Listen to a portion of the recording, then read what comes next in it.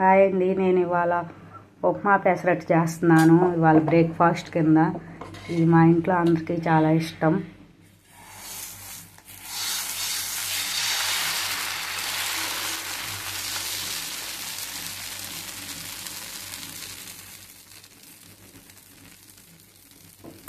మీకు ఎంతమందికి ఉప్మా పెసరట్టు ఇష్టమో కామెంట్ చేయండి. ఉల్లిపాయ పెసరట్టు కూడా చాలా బాగుంటుంది.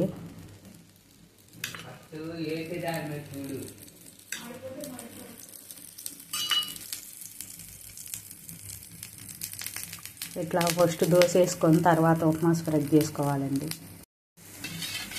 ఉప్మా ముందుగానే ప్రిపేర్ చేసుకున్నానండి. కొంచెం పల్చగా చేసుకొని ఇట్లా పెసరట్టు వేసి ఇట్లా స్ప్రెడ్ చేస్తున్నాను.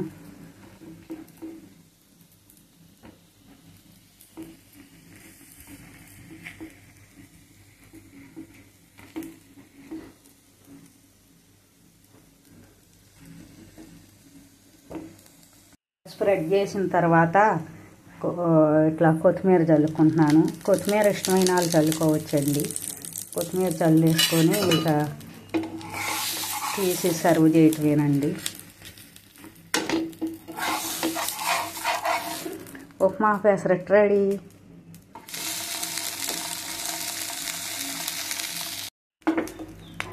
ఇప్పుడు ఉల్లిపాయ పెసరట్టు వేసుకుంటున్నానండి. అది వరకు చిన్నప్పుడు మా పెద్దమ్మ వేసేదండి. నాకు 10 years లోపు 8 years అలాంటప్పుడు వాళ్ళ గుంటుపల్లి ఆ ఊరు వెళ్ళేదాన్ని అండి. వాళ్ళు రోట్లో రుబ్బి పెసరట్లు వేసేవాళ్ళు. అప్పుడు ఎందుకు అవి పెసరట్టు అని కూడా నాకు ఐడియా లేదు. కానీ ఆ టేస్ట్ కొంచెం నాకు చిన్నప్పుడు నచ్చేది కాదు. తర్వాత పెద్ద అయిన తర్వాత ఉల్లిపాయ పెసరట్టు అన్నా ఉప్మా పెసరట్టు అన్నా బాగా లైక్ చేసేదాన్ని, ఇష్టపడేదాన్ని. ఇట్లా ఈ ఉట్టు ఉల్లిపాయ ముక్కలే కాదండి, అల్లం ముక్కలు కూడా ఉన్నాయి చిన్న చిన్నవి. ఉల్లిపాయ చిన్న అల్లం ముక్కలు వేసుకున్నాను.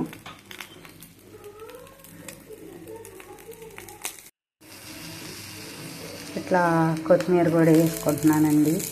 కొత్తిమీర కూడా వేసుకొని దీంట్లో సన్నగా కొబ్బరి ముక్కలు కూడా వేసుకుంటారంట కొంతమంది. మా డాడీ వేసుకుంటారండి. డాడీ వచ్చినప్పుడల్లా ఉల్లిపాయ పెసరట్టు వేస్తాను తనకి ఇష్టమని. ఇట్లా తీసుకొని ప్లేట్లో సర్వ్ చేసుకోవటమేనండి.